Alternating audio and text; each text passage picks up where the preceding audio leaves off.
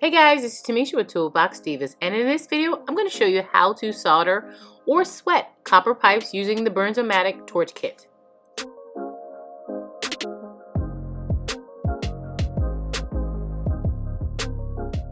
So in the kit you'll find a 14.1 MAP Pro propane cylinder, a hose torch, and a fuel holster.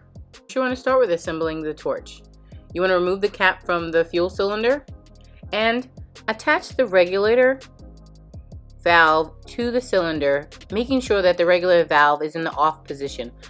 Hold the regulator valve in hand and twist the actual cylinder, not the valve. Only hand tighten this. And note the on-off symbols at the top of the adjustment knob. To light the torch, open the regulator valve by turning it counterclockwise until it stops. Push the ignition button multiple times until it lights. This kit comes with an auto start and stop ignition. You can hold the flame in place by clicking the button at the top, allowing continuous use. The extension of the flame can be adjusted by turning the adjustment knob clockwise or counterclockwise to the desired extension. Now attach the holster belt to the right-hand side for right-handed users or the left-handed side for left-handed users.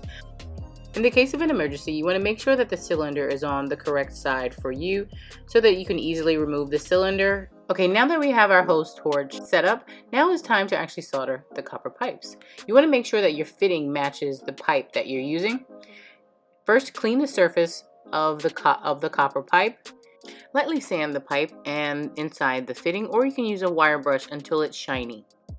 Apply the tinning flux with a wire acid brush directly to the pipe, and you also want to apply the tinning flux inside the copper fitting. Attach the fitting to the pipe and move it around so that you can further spread the flux onto the pipe. Now unwrap the solder wire enough to cover the entire joint. This could be about 8 inches or so. Light the torch and apply the heat evenly around the pipe and the fitting. You'll start to see the flux start to bubble. This is also referred to as sweating the pipes.